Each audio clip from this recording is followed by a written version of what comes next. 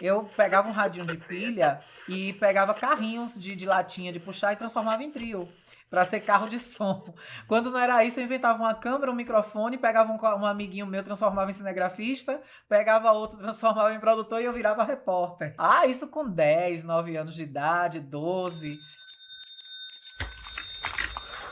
Aí, quando eu cheguei mais pra adolescência, que eu ganhei uma bicicleta, e tudo que acontecia na cidade eu ia saber, ia ver de perto, principalmente acidentes, né? Que tinham muitos. E aí era engraçado que quando eu voltava pro conjunto habitacional, são alamedas, quando eu entrava na alameda da casa da minha mãe, tinha umas 5 vizinhas, uma em cada porta esperando eu passar pra contar o que tinha acontecido. Aí do começo da rua até chegar na minha casa, que era a penúltima, eu parava na porta de cada vizinha contando como tinha se sucedido o acidente.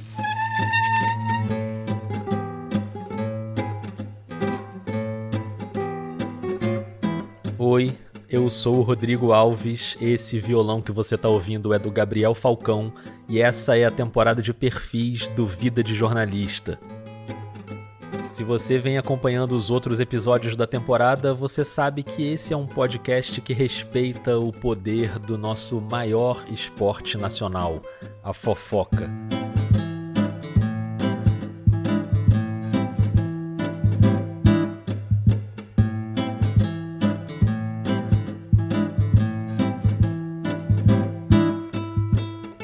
No nosso caso, a fofoca com responsabilidade, né? Porque fofoca boa é fofoca bem apurada. E era isso que a nossa convidada de hoje fazia ali no início dos anos 90, na adolescência, pilotando a sua bicicleta pelas ruas de Riachão do Jacuípe, um município baiano hoje com pouco mais de 30 mil habitantes, a quase 200 quilômetros de Salvador. Eu quero muito que você conheça a trajetória da Alana Rocha e todas as histórias incríveis que ela vai contar aqui hoje, passando pelo jornalismo comunitário, o jornalismo policial, o jornalismo popular, na TV, no rádio, na internet. Da adolescência para cá, a Alana já entrevistou vários criminosos, já se candidatou a vereadora e recebeu 16 votos, já tatuou a logo de uma emissora de TV, já investigou a aparição de uma mulher fantasma na estrada, já sofreu um atentado. Olha, dá um microfone na mão dessa mulher e pronto, pode fazer uma fila de vizinhas porque ela vai passar contando história. O Vida de Jornalista tem o selo da Rádio Guarda-Chuva. Jornalismo para quem gosta de ouvir. Eu nasci em 28 de março de 1980, na cidade de Feira de Santana. Mas foi por uma ironia do destino. Minha família, minha mãe, todos são de Riachão do Jacuípe. Mas em 80, houve uma grande enchente na minha cidade e minha mãe ficou com receio, porque a gravidez os médicos diziam que era meio arriscada. Aí ela ficou receosa de lá na cidade não ter estrutura. Quando ela fosse parir e desse algum problema, ela não ia ter como ter um suporte. Ela já pretendia morar em Feira, tinha trabalho e tudo, e acabou que eu nasci em Feira de Santana. Mas bem criancinha, eu ia passear lá na cidade, brincava no jardim, e é onde eu vivi toda a minha adolescência e a minha infância, né? Minha mãe, assim que eu completei 6 anos de idade, nós nos mudamos para lá. Eu estudei meu primário todo na Escolinha Santana. Minha mãe adquiriu uma casa num conjunto habitacional que ela teve até o ano de 2004, depois ela precisou vender. Todas essas trajetórias minhas foram bem marcantes, né? Da escola, do convívio, de amigos que hoje estão na minha vida, se tornaram amigos, são amigos até hoje. Como sempre nessa temporada de perfis do Vida, a vida é o ponto inicial para a gente entender a carreira. Então eu fiquei curioso para ouvir sobre a infância e a adolescência da Alana, especialmente uma personagem muito importante nessa história, a mãe dela, a dona Conceição de Fátima. Conceição de Fátima. Duas santas, né? Fátima e Conceição, que é a nossa padroeira, inclusive, da minha cidade. Minha mãe sempre foi muito apegada a mim. É aquela coisa da mãe super protetora. A dona Conceição contou uma história de quando a Alana era criança e ali a vida dela começou a mudar. Ela disse, olha, com 5 anos de idade eu te levei numa loja de brinquedo para você escolher um brinquedo de presente das crianças. E em vez de você ir na seção de meninos pegar um carrinho, você foi pegar uma boneca Barbie. Dizendo que queria ela de presente. Então minha mãe, ela sempre teve essa participação na minha vida de proteção. Na verdade, minha mãe sempre notou minhas diferenças. Minha mãe sempre percebeu. Mas naquela época não se falava tanto de gêneros como se fala hoje. Transexuais, transgêneros. E aí, meu corpo começou a desenvolver pro lado feminino. E aí minha mãe, pensando nisso, disse, olha, vamos partir para um psicólogo primeiro para ver de fato o que está acontecendo. E aí Deus e a natureza foi tão, assim, preparador que me colocou justamente nas mãos de uma profissional que tinha ido para Tailândia fazer especialização em cirurgias de adequação sexual e transexuais. Aí, na hora que eu soltei a primeira frase, que ela fez uma pergunta-chave para mim, de gatilho, que essa pergunta, a resposta que eu dei, ela bateu. É transexual. Aí ela chamou minha mãe e disse, olha, se prepare, porque o seu filho vai virar filha. A reação da mãe nesse momento foi definidora. Aí minha mãe já saiu dali, foi comprar roupa feminina, comprou roupa íntima, disse, olha, se vai ser assim, vamos lutar juntas. E aí comecei a fazer vários tratamentos. A Alana tinha 12 anos e o processo de transição de gênero foi acontecendo com algumas pausas porque a família acabou passando por alguns problemas. Teve o falecimento de um tio, uma questão de relacionamento da mãe com a avó, uma ida para o Rio de Janeiro, enfim, a vida estava meio caótica. E aí aquilo deu uma estacionada por causa dessa... A gente teve que voltar de novo. Aí voltou para o interior, para Riachão. Minha cidade na época era muito restrita de coisas, de tratamentos. E a Alana, na adolescência, já queria trabalhar para ajudar a mãe. Já que eu sou assim, as coisas vão ser mais difíceis para mim. Eu tenho que trabalhar. Eu tenho que ajudar minha mãe. Minha mãe não pode viver me sustentando a vida inteira. Aí eu parti para a ilha, para morar na ilha de Taparica, que é Veracruz, lá em Salvador. E aí minha mãe depois foi ficar comigo, protetora que é, não quis me deixar só. E aí nós fomos para Salvador. Aí foi onde eu realmente incrementei. Ela fez o tratamento hormonal, teve consulta com um psiquiatra e o próprio jornalismo na época ajudou um pouco a entender aquelas questões. Eu me lembro que tinham programas como, por exemplo, Conexão Repórter, programas da Globo especiais que começaram a abordar o tema. Eu me lembro de um que o Cabrini fez mesmo, que era sobre a cirurgia. Um procedimento médico que muda a convivência de um ser humano com seu próprio corpo e traz novos desafios para a mente. Acompanhamos o passo a passo da cirurgia. Quem são os pacientes que a procuram? Quem são os médicos que a executam? Então aquilo começou a se tornar uma psicose para mim. Eu quero operar, e aí aquilo tomou conta da minha vida numa proporção que eu acabei deixando outras coisas de lado. E sempre tentando, mas com muita dificuldade. Mas nesse período eu já estava feminilizada. Eu já estava com... O meu cabelo já tinha crescido, meu seio já tinha desenvolvido pelo meu próprio hormônio mesmo, natural, de nascença. E minha mãe me dando apoio em tudo, ali sempre do meu lado. Aí chegou um determinado momento que eu disse, olha, ou eu cuido da minha vida de estudo profissional, ou eu vou ficar nisso até... E aí eu vi que a cirurgia não era tão importante para mim naquele momento, colocando na balança a profissão. Aos 18 anos, a transição da Alana já estava completa. A burocracia da mudança do nome é que demorou bastante tempo para acontecer. 98, 2018, 20 anos, não é isso? 20 anos. Eu consegui fazer em 2018. Mas a relação com quem mais importa já estava garantida. A mãe entendeu o processo desde o início. Desde o início, tranquilo. Ela, a Alana... Minha filha... Eu não lembro o dia que minha mãe falou um gênero masculino comigo. A convivência mesmo... Minha mãe, ela tem uma cabeça muito aberta. Ela tem uma mentalidade que é à frente do tempo dela. Quer um exemplo? Hoje, Dona Conceição tem 69 anos, mas lá na década de 60... Minha mãe foi a primeira mulher a usar biquíni num balneário da minha cidade. A primeira. Foi uma polvorosa na cidade. As madames, as mães de família começaram a dizer que minha mãe era prostituta, que minha mãe tinha vindo pro Rio de Janeiro comprar esse maiô porque tava fazendo vida. E aí minha mãe, pra provocar mais ainda, vai para uma festa tradicional do município em um clube. Ouve só essa história. Era o Clube Lira 8 de Setembro e Euterpe Jacuipense. Era o Minas Tênis Clube da cidade. E aí minha mãe simplesmente adentra o salão com um sobretudo, toda elegante, com um salto agulha enorme, um Luiz XV toda maquiada, cabelo feito. Chega no meio do salão, minha mãe abre sobretudo o próprio biquíni de oncinha por debaixo, sobretudo. Minha mãe abriu sobretudo e ficou lá desfilando pelo salão. Pronto, já somos fãs de Dona Conceição, uma mulher revolucionária em Riachão do Jacuípe. Ah, meu amigo. Teve mulher casada saindo, puxando o marido, chamando a direção do clube que era pra expulsar minha mãe de dentro. Quer dizer, minha mãe, ela sempre foi à frente do tempo dela. Então, eu acho que eu dei sorte de ter nascido de Conceição de Fátima Oliveira, porque não poderia ser outra mãe. O pai ficou ausente por muito tempo e pai e filha só retomaram a relação em 2015. Nós nos reaproximamos e hoje ele tem um amor por mim. Isso aconteceu depois da formação dela em jornalismo. O pai dela teve 15 filhos e 14 nasceram homens. Inclusive, quando minha mãe estava grávida, ele queria que fosse uma menina. Ele ficou tão indignado quando eu nasci que ele nem foi na maternidade me ver. Porque ele queria uma menina. Eu digo, pronto, virou uma menina. Satisfiz a sua vontade. Então ele tem um amor, um carinho assim por mim hoje que eu fico impressionada.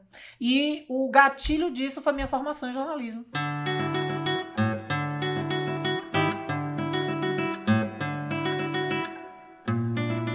Então pronto, bora pra formação em jornalismo, porque a gente tá num podcast de jornalismo.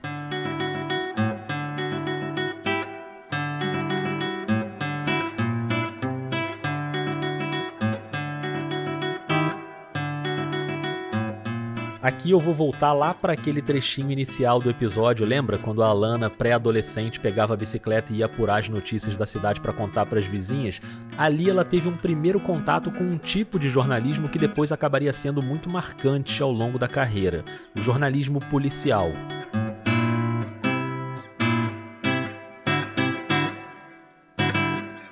E aí, nisso, eu me lembro da primeira notícia, assim, sensacionalista de cunho policial que eu tive contato pela primeira vez. Que foi um crime bárbaro no começo dos anos 90, quando 2 homens violentaram brutalmente e assassinaram uma senhora que vivia nas ruas da cidade. Então, foi um crime realmente hediondo que chocou a cidade. E aí, abandonaram o corpo dela ao lado de uma construção. Aí eu lembro de várias pessoas indo olhar o corpo, não botaram um lençol, uma coisa bem exposta mesmo, né? Então, ali foi o primeiro contato que eu tive como pessoa com a notícia policial. O que a gente chamaria hoje de um feminicídio com requinte de crueldade, né? O de estupro, com morte seguida com requinte de crueldade. E aquilo me marcou muito.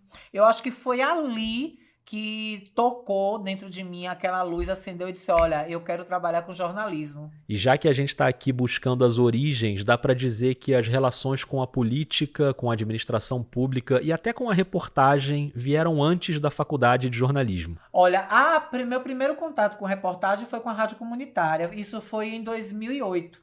Eu montei um carrinho de som, depois eu me enganjei na campanha, aí resolvi ser candidata a vereadora. Só que eu não tinha conhecimento nenhum na cidade, tanto que eu só tive 16 votos. Então, Identificou essas 16 pessoas? Quase, algumas.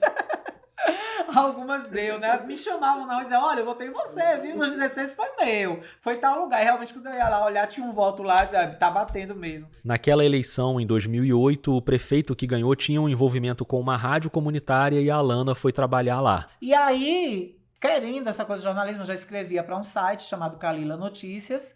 Eu disse, por que a gente não bota lá o tradicional na cidade, fazer programas pela manhã? Faziam programas de manhã. Por que a gente não bota um noticiário meio-dia? Nenhuma rádio da cidade tem noticiário meio-dia. E muita gente vai para casa almoçar e o rádio só música. Ela convenceu o diretor da rádio a criar um programa de noticiário na hora do almoço. E aí criou a Revista Gazeta. Eu e uma outra locutora chamada Débora Marques. A gente fazia nessa modalidade de revista mesmo, lendo o site, essas coisas. Até que eu comecei a focar muito no local.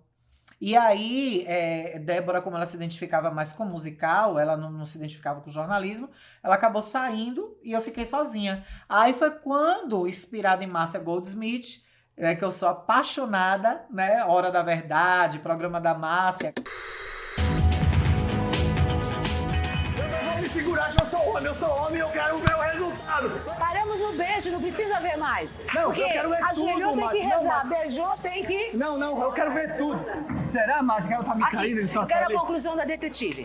Senhor Jaime, desculpe me falar, o senhor usou bastante chifre mesmo, viu? Tá vendo? Pancadaria, sensacionalismo. Aí eu digo, olha, inspirado em Márcia, vamos mudar o nome. De Revista Gazeta, ele se tornou Hora da Verdade. E aí eu comecei a fazer matéria de polícia, acidente e pau mesmo. Só que aí A rádio tinha um político por trás. O que foi que aconteceu? Deu uma tromba d'água na cidade, quebrou calçamento, alagou ruas, aí o povo pau no secretário de obras. Pau. Aí o secretário de obras chegou lá no prefeito e disse, olha, ou você tira a Alana ou eu saio. Quem você prefere? Como existia um acordo de cavalheiros entre eles, para não dizer um rabo preso, aí a minha cabeça foi que rolou, né? Em 2010, a Alana fez vestibular para rádio e TV numa faculdade estadual de uma cidade vizinha chamada Conceição do Coité. Aí consegui passar em 5º lugar. Aí fui e comecei a frequentar. Só que aí acabou que eu tive um problema sério com o professor, de preconceito, inclusive, de transfobia, que na época não se dizia ainda transfobia, né? Isso em 2010. Aí isso me fez desistir. Eu saí da faculdade e com isso eu já conversava com alguns amigos que diziam, olha, para aqui, para a região, como se trabalha muito com política, com assessoria, com sites, que era o forte na região na época ainda é melhor você fazer jornalismo. Porque aí você abrange mais áreas que você pode trabalhar. Na época não podia. Quem era formado em rádio e TV não tinha essa chancela de trabalhar com sites, com outros veículos, assessoria. Aí a Alana partiu para o jornalismo. Em 2011, ela fez outro vestibular para uma universidade em Itabuna. E aí eu fiz o primeiro semestre, só que a saudade de minha mãe era muito grande. Minha mãe é funcionária da prefeitura, da cidade efetiva, não tinha como largar tudo novamente para ir atrás de mim, né? Eu queria, né, que ia ser um sacrifício para ela, a aposentadoria dela, tudo isso. Eu digo, olha, minha mãe, vamos tentando manter. Só que a saudade foi grande. Minha mãe estava sozinha, minha avó acabou morrendo nesse período, faleceu, minha mãe ficou muito fragilizada. Eu disse, olha, eu vou voltar. Em 2012, ano de eleição, ela trabalhou com assessoria de política e transferiu o curso para Feira de Santana, na Faculdade Anísio Teixeira. Eu só tenho, assim, maravilhas para falar dali. A turma, primeiramente, os professores, e eu me lembro de um fato que o Adailton, que ele é um dos diretores, assim que eu cheguei, que ele viu minha matrícula, que ele soube que se tratava de uma mulher trans, foi uma das primeiras mulheres trans da instituição, na época, ele me chamou na sala dele e disse, olha, aqui quem manda é você. Se alguém te olhar torto, você venha para minha sala imediatamente que nós vamos tomar providência. As provas, as chamadas, tudo dentro da sala é com seu nome social. O banheiro que você vai usar é o feminino. E ai de quem ache ruim, ai de quem lhe dê uma piadinha. Tô lhe dizendo, eu sou a sua pilastra aqui. Você é muito importante e nós queremos que você aqui estude com motivação. Gente, eu saí da sala dele chorando. Eu saí chorando da sala, eu fiquei muito emocionada com isso.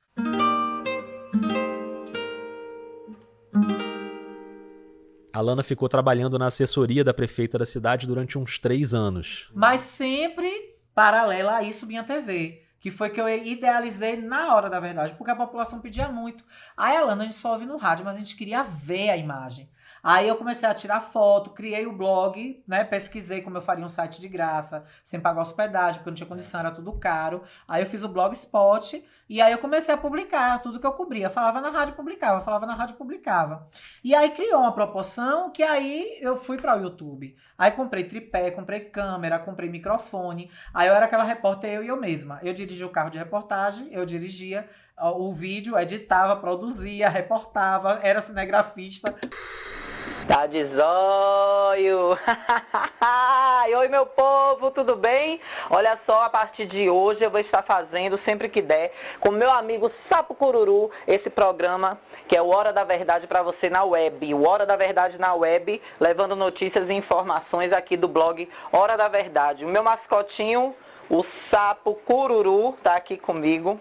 Vamos ver, né? O sapo cururu era um sapinho verde de brinquedo que estava na mão da Alana. E o programa acabou consolidando esse estilo dela na reportagem. A Alana ia pra rua, ia pra delegacia. Delegacia de Polícia Civil aqui da cidade de Riachão do Jacuípe, onde acaba de acontecer a prisão desses 2 elementos lá em Barreiros. Segundo informações da polícia, ambos estavam cometendo diversos roubos e furtos lá na localidade, causando terror, segundo a população. Então você tem alguma coisa... Falando em terror... Começou um burburinho na cidade de que tava tendo uma mulher de branco na estrada. Eu disse, gente, peraí. Aí eu comecei a buscar, porque eu estudava de noite e eu ia de carro para a faculdade.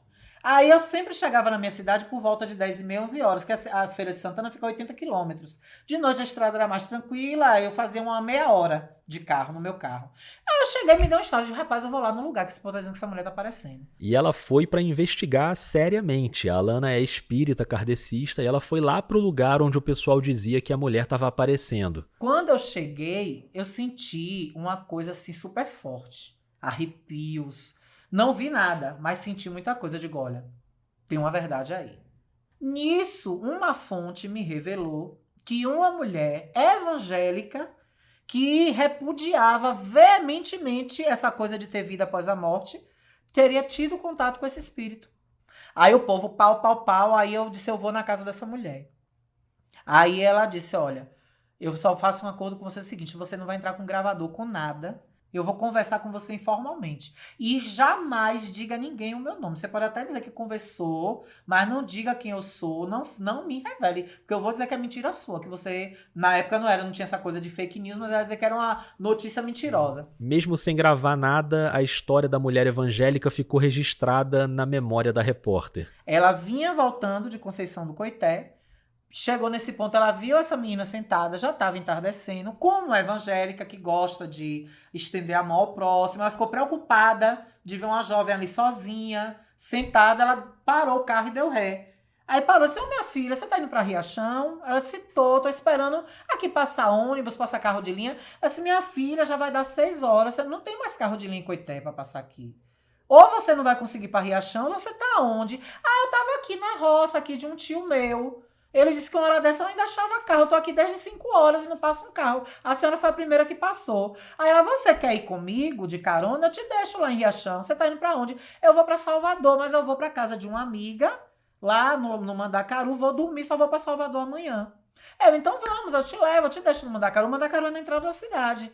Aí vieram conversando. Ela disse que a menina completamente normal dentro do carro. Conversando, contando coisas, falando. Quando chegou na frente do Mandacaru, do bairro, ela parou na beira da pista para a menina descer. Quando a menina desceu, que bateu a porta, que virou e abaixou no vidro para agradecer, a menina já estava transparente. Ela disse que a menina ficou transparente e começou a sumir. Quando ela viu isso acontecer, ela gritou e desmaiou dentro do carro. Como a mulher pediu para não gravar, a voz dela não entrou na reportagem. Mas isso serviu de embasamento para eu ir pro local, fiz um vídeo. Aí, claro, eu usei as ferramentas de persuasão, né? Música, aquela voz mais encorpada, fui de noite, aquele mistério, tava muito fervendo na cidade ainda os comentários. BA 120, estrada que liga Riachão do Jacuípe a Conceição do Coité. E aqui, exatamente neste local, nesse horário da noite, pessoas dizem ter visto o fantasma de uma mulher que pede carona, senta-se num ponto aqui na entrada da fazenda da Taipoca, do povoado de Taipoca. Sentada neste ponto, ela fica aguardando. E quando o carro se aproxima, ela se destaca. E aí, então, desperta a curiosidade e o motorista a dar-lhe uma carona. Segundo relatos, ao chegar em Riachão do Jacuípe, essa mesma mulher desaparece misteriosamente dentro do carro. Fenômeno espírita, aparição, lenda urbana, o que será que está acontecendo neste trecho, neste ponto? Entrevistei pessoas ligadas ao espiritismo, que explicaram, né, como se dão essas aparições. E aí, de mulher de branco, ela virou uma aparição. Descobriu-se depois, um grupo espírita foi lá no local e descobriu que essa menina havia falecido de afogamento em um açude ali próximo. Ela estava justamente em uma fazenda, passando o final de semana de um tio, justamente dela, foi mergulhar no açude e se afogou.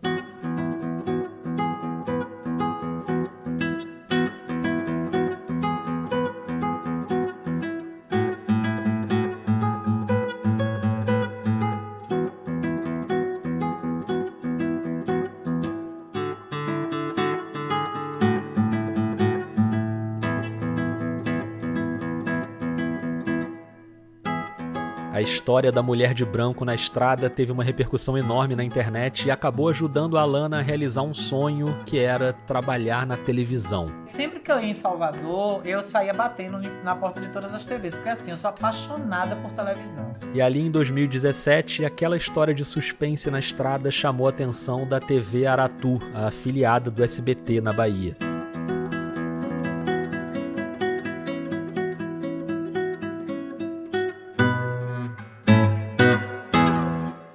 E aí eu me lembro que eu cheguei em casa pra almoçar. Quando eu abri o Facebook, subiu um balão de mensagem. Pablo Reis. Aí botou: oi, tudo bem? Você tem DRT? Você é formado em jornalismo, né? Aí eu fiz: sim, sou. Aí demorou um pouquinho essa. Eu peguei meu prato, comecei a comer, botei no colo, botei o notebook na mesa, botei o prato no colo e o notebook aqui do lado, eu olhando. Quando eu penso que não, quando eu olho: você tem interesse em fazer um trabalho como repórter aqui na TV Aratu, no programa Ronda? Menino, eu não sei onde foi parar o prato. Minha mãe tava lá no quintal, tomou um susto, eu saí doida gritando: minha mãe começou a chorar. Minha mãe, a TV Aratu, SBT, quer me contratar pra ser repórter. Aí foi uma emoção enorme. E aí eu fui pra Salvador, por cima de pau e pedra. Botei umas mudas de roupa, fui pro salão fazer o cabelo, pra chegar mais apresentável, bonita. Chegou em Salvador numa quinta e quando foi na sexta já saiu com a equipe do programa Ronda, com o apresentador Murilo Vilas Boas, que tava pra sair de férias. A Alana ia cobrir as férias do Murilo. Quando eu cheguei na delegacia, tava chegando uma situação, e aí ele simplesmente pegou o microfone e me deu: vá, se vire. É você que vai fazer a pauta. Aí eu comecei, plano sequência, né, falando. Aí, como eu já assistia, conhecia como era o programa Ronda, eu aí comecei a fazer no estilo deles mesmo, que eles falam lá na bruxaria. Aí pronto, o cinegrafista, quando terminou, o cinegrafista tava encantado. Porra, ela parece que já é do programa, que já fazia, porque eu assistia vocês, né? Aí foi maravilhoso. Aí na segunda-feira, dia 10 de abril de 2017, foi a estreia oficial na TV aberta e na página do Facebook. Olha só esse momento, ela no estúdio ao lado do Murilo. Ela é a Alana Rocha. Eu tô saindo de férias hoje, vou ficar 20 dias descansando aí, não é, meu querido? E ela vai me substituir à altura, no padrão. Alana Rocha, quem é você? Olha pra câmera, se apresente, porque a partir de agora você é da família Ronda, é irmã. Se apresente aí, vai, mulher. O estúdio é seu. Boa tarde, meu povo lindo dessa Bahia maravilhosa. Boa tarde, telespectadores do Ronda, da TV do Galinho. A Alana Rocha é uma mulher que sonha, que luta e que avançou uma grande barreira graças a essa grande oportunidade do SBT e da TV Aratu. Porque eu sou a primeira mulher trans do Brasil trabalhando no jornalismo de uma TV aberta. Chega mais perto aqui, ó. A Alana é a primeira mulher trans. O sonho estava realizado e naquele mesmo dia já teve matéria dela na rua também. Naquele estilo, né? Aqui o Galo canta e canta cedo aqui na TV Aratu, base do GERC aqui em Salvador, e a semana já tá começando com força. Tá aqui comigo, ó, o Manuel... Aí foi assim incrível, não nego que subiu um pouco o ego também, né? Aquela coisa de ver todo mundo reconhecendo e tudo, que não é tão negativo, mas é uma coisa assim meio complicada, né? O ego, às vezes a gente quando deixa dominar, sobe um pouco pra cabeça, e eu tive um pouco desse erro também. Aí foi maravilhoso. Você ouviu a Alana falando na reportagem que o galo canta cedo. É que o símbolo da TV Aratu é um galo desenhado com o fundo nas cores do arco-íris. E ela não pensou duas vezes, mandou fazer uma tatuagem. Eu tive a ideia porque o primeiro símbolo eu acho lindo, que é um galinho, né? O colorido de arco-íris também, que são as cores LGBTQIA+. Aí eu disse, olha, nada mais justo do que, foi minha primeira oportunidade. Foi a primeira casa que abriu as portas pra mim, eu quero eternizar isso em mim, de alguma forma. Levou uma manhã, a gente fez até hoje, ela tá aqui. Eu quero até acender ela de novo, porque a tatuagem com o tempo ela vai apagando, né? Eu quero acender de novo e eu quero que ela fique aqui comigo pro resto da minha vida. Na cobertura local, a Alana ia muito pras delegacias, aquela coisa dos programas policiais, né? De entrevistar quem foi preso, mas no caso dela, sempre com uma preocupação ali com os direitos humanos. E essa preocupação com os entrevistados, ela levava pra fora do ar também. Ah, eu sempre levava. Assim, quando era um crime muito brutal, eu evitava ter esse contato. Mas a maioria das vezes era um cara preso com uma quantidade de drogas, era preso roubando, roubo de carro, furto. Aí quando eram essas pessoas, eu puxava muito pra esse lado. Quando terminava o ao vivo, aí eu perguntava, pô, velho, sua mãe? Porque eu tinha essa coisa da saudade da minha mãe, dela tá no interior e eu tá lá. E aí aquilo, eu sentia aquele apego, aquela falta da minha mãe. Aí a primeira coisa que eu perguntava era por mãe. E sua mãe? Aí pronto. Alguns abriam um berreiro. Meu Deus, minha mãe, minha mulher com minha filha. Eu dizia, então por que você não toma juízo, rapaz? Sai disso. Mas a maioria das vezes era isso. É o que foi que aconteceu uma vez. Eu tava no supermercado lá, que é atacado. E aí eu tava no corredor. Aí um rapaz me abordou. Olhou pra mim bem sério. Falou, você se lembra de mim? Aí eu disse, não tô muito lembrada não. Você me entrevistou na 16ª com a doutora Selma. Eu fui preso por roubo. Eu roubei uma farmácia, mão armada. Você não lembra de mim? Agora ele falou num tom assim tenebroso. Eu digo, pronto, vai me matar aqui. Lascou. Aí eu disse, eita porra. Aí ele foi e fez, posso te dar um abraço? Eu digo, pronto, é agora. Ele vai me abraçar e vai dar a punhalada pelas costas. No abraço ele vai dar um bote. Aí ele começou a chorar. Ele, cara, sabe o que eu tô fazendo aqui? Aí foi no corredor, chamou a menina. Vem cá, amor. Amor, corre, vem cá. Aí veio a mulher com um carrinho. Com um cantinho com coisinhas de bebê e o carro cheio de fardo de cerveja e de água mineral. Ele, ó, isso aqui eu estou comprando para minha guia. Eu passei a vender cerveja, latinha e festa na praia. Onde eu achar, eu paro, boto meu isopor e vendo. Por causa daquilo que você me falou, que eu pensasse na minha mulher aqui, ó, ela, na minha filha que tá em casa e na minha mãe. Minha mãe é louca por você. Nossa, ele dizer as palavras que você não me espinzinhou, você não me agrediu, você perguntou que eu precisava responder para me defender. E depois, quando terminou ao vivo, você teve a dignidade de me dizer algumas palavras de conforto e me motivar a sair disso. E me motivou. Cara, aquilo me deu uma coisa assim, sabe? Incrível. Eu não sei nem o que dizer daquele momento que eu tive dentro daquele supermercado com aquele menino.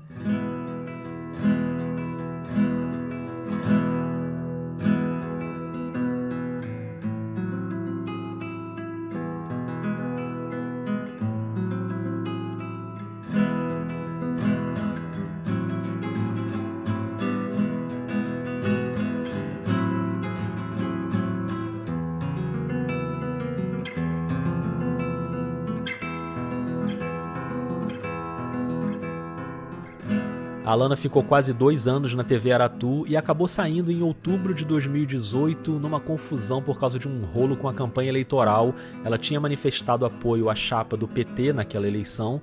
Eu achava que por eu ter aquela visibilidade que eu levava também para a emissora, que eu não era insubstituível, eu achava que eu ia, que eu era indispensável para a TV, o ego, que eu falei agora há pouco.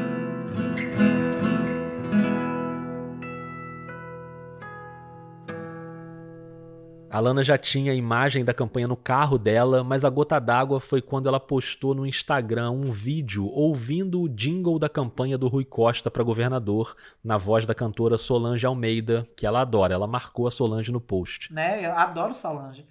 Aí, alguma praga ruim do marketing da campanha pega meu vídeo, já era de noite, era a propaganda horário eleitoral, acho que era 19 horas.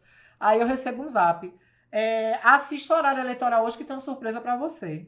Quando eu vi, tá lá eu cantando. Ah, meu amigo, não deu 3 minutos o diretor de jornalismo no meu zap. Aí rolou um desgaste e depois esse vídeo passou de novo, só que na propaganda eleitoral da hora do almoço, bem no intervalo do programa na TV Aratu. Quer dizer, ela tava no programa, foi pro intervalo, apareceu a cara dela na campanha. Aí foi a gota d'água. No dia 1º de outubro me demitiram. Eu cheguei para trabalhar normalmente, ninguém me avisou nada. Quando eu sentei no computador para começar a produzir, para ver as pautas, alguém me avisou que era para eu ir no RH. Foi um duro golpe para a Alana e foi um duro golpe também para a Dona Conceição. Ela até hoje não superou. Minha mãe, ela ficou um pouco depressiva com minha demissão. Ela tem traços. De vez em quando eu pego ela assistindo vídeos, porque era transmitida ao vivo pelo Facebook. Aí, de vez em quando, como ela compartilhava, aparece nas lembranças. Outro dia mesmo, ela assistiu um programa Ronda quase todo. Eu no quarto, assisti televisão e ouvindo ela na sala. Eu disse, olha pra minha mãe, que o programa durava 50 minutos. ela assistiu na íntegra um dos programas que eu tinha participado. Na semana seguinte, a Alana já começou uma peregrinação batendo em outras portas, trabalhou de novo com assessoria de imprensa. Em 2020 veio a pandemia e ela acabou voltando para Riachão do Jacuípe para trabalhar em rádio. Já em 2023, recentemente, no dia 13 de abril, veio outro duro golpe, mais duro ainda. A Alana sofreu um atentado. O carro dela, que estava estacionado na calçada em frente à redação, teve os vidros destruídos com pedras. Infelizmente, a área que o carro estava desprotegida. A rádio ela não tem muro para estacionamento, é na beira da avenida mesmo, como se fosse na calçada. Olha o que fizeram com o meu carro, gente. Olha pra isso aqui, ó. Olha o que fizeram com o meu carro. Tentaram quebrar esse vidro daqui, ó. Ó pra isso, gente. Ó pra isso que fizeram com o meu carro saindo da rádio. Eu tava apresentando o programa, ó. Esse é um vídeo que ela postou no Instagram e ela se emociona ali mostrando o carro todo quebrado. No vidro da frente, no para-brisa, tinha um pedregulho enorme. A Alana atribui o atentado a um vereador da cidade que vinha sendo criticado por ela na rádio. Jogou pedras enormes. Primeiro ele jogou no para-brisa, que foi a maior. Aí o alarme do carro disparou. O diretor da rádio estava na recepção da rádio, viu. E as câmeras da rádio, simplesmente, a conversa é que o HD não tinha gravado. Aí, no mesmo dia, uma testemunha entrou em contato comigo. Alana, eu vi, foi o vereador. Aí depois foi uma luta para eu convencer essa pessoa a dar o depoimento. Nesse decorrer que o caso ganhou notoriedade, outra testemunha que viu foi espontaneamente na delegacia também e deu o mesmo depoimento que bateu com o da primeira testemunha. A roupa que ele tava, a moto, como ele agiu, que ele foi rodando o carro e jogando pegando pedra, jogou a primeira, voltou, pegou outra, jogou mais duas, tentou quebrar outro vidro, montou na moto e foi embora. Então, os dois depoimentos casaram. A investigação está andando, o delegado encaminhou um inquérito para o juizado criminal. A Alana hoje está trabalhando numa outra rádio, a rádio web Riachão News. Ela apresenta o programa Riachão Alerta ao lado do apresentador Ailton São Paulo. Dá para ver no YouTube. Boa tarde, meu querido causídico, meu grande causídico. Ontem eu lembrei muito de você, viu? No STF, ontem um dos advogados que está defendendo os golpistas de 8 de janeiro citou Maquiavel, o príncipe, ele citou como o Pequeno Príncipe. Aí tomou uma lapada do carequinha. Moraes. Tomou uma, mas tomou uma... que eu sendo ele, eu não aparecia mais ali no STF. Eu vi a advogada chorando. Sim, que ela teme os ministros. Ou seja, apesar dos solavancos, a Alana tá aí trabalhando, fazendo o que gosta e acreditando no jornalismo para superar essas barreiras como a violência e, claro, a transfobia. Agora, nos últimos 2 anos, foi que eu senti mais na pele, né? Justamente o que a gente espera ser o contrário, né? Na minha cidade, no seio da minha família, com pessoas que acompanharam toda a minha infância, toda a minha trajetória, pessoas que vibraram quando me viram na televisão, mas são coisas que eu busco me fortalecer. Eu crio, eu digo assim, são pedras que eu crio meus alicerces, os alicerces de um castelo. Então são barreiras que eu vou tentando transpor e vou vencendo, vou passando. Dá um baquezinho, aí eu vou ali pro cantinho, choro, desabafo, me enfureço, me afasto. Tenho aquela raiva logo de momento, aí não quero ver mais a cara daquela pessoa e vou seguindo minha vida. E a gente não pode parar, estagnar de jeito nenhum. Se entregar jamais, nunca. Pelo contrário, eu quero é fortalecimento.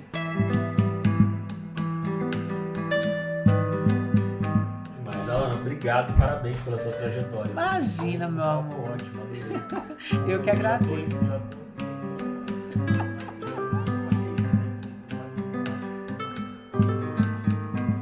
Eu sou o Rodrigo Alves, esse violão que você está ouvindo é do Gabriel Falcão e essa é a temporada de perfis do Vida de Jornalista, com mais um episódio que mostra como as nossas escolhas na profissão estão diretamente ligadas à nossa trajetória de vida, ao nosso olhar para o mundo. Então eu agradeço demais a Alana Rocha por ter dividido com a gente essas histórias.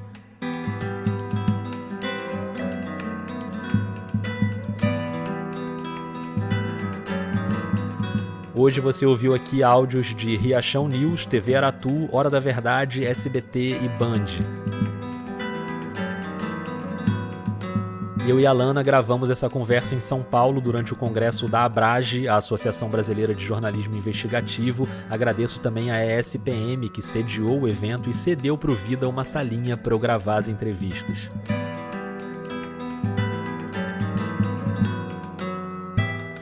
A viagem para São Paulo só foi possível por causa do financiamento dos ouvintes. O Vida completou 5 anos e continua sendo um podcast totalmente financiado pelos ouvintes. Eu sei que eu sempre falo sobre isso aqui, não sei se essa parte te interessa tanto, mas para mim é muito, muito importante. Se você acredita no Vida e quer que esse projeto continue, eu te peço para considerar um apoio mensal a partir de R$5. É só buscar por Vida de Jornalista em uma dessas plataformas, Orelo, Catarse ou PicPay, ou pelo Pix com as doações pontuais. A chave é o e-mail podcastvidadejornalista@gmail.com.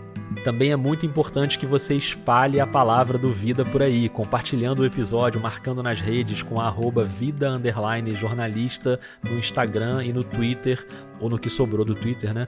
Enfim, inclusive agora o Vida tá também no TikTok, olha aí, com dancinha, será? Lá, @ é Vida de Jornalista. Eu tenho contado umas historinhas por lá em vídeo, coisas engraçadas que aconteceram comigo, tá divertido, segue por lá também. Você sabe que o Vida faz parte da Rádio Guarda-Chuva, a primeira rede de podcasts jornalísticos do Brasil, e eu tô muito feliz com a notícia de que a Guarda-Chuva agora também é a casa do Cirandeiras, um podcast incrível, essencial, sobre mulheres que impactam vidas, padrões e territórios. O programa é feito pela Joana Soares e pela Raquel Baster. A Joana, você sabe, é praticamente uma sócia do Vida, já passou por aqui algumas vezes. Então eu quero convidar você para escutar o Cirandeiras, que tá voltando essa semana com episódios inéditos sobre justiça reprodutiva, agora com o selo da Rádio Guarda-Chuva. A temporada de perfis continua, vem muita coisa boa por aí até o fim do ano. Me conta aí o que você tá achando dos episódios. Um beijo, um abraço e até mais.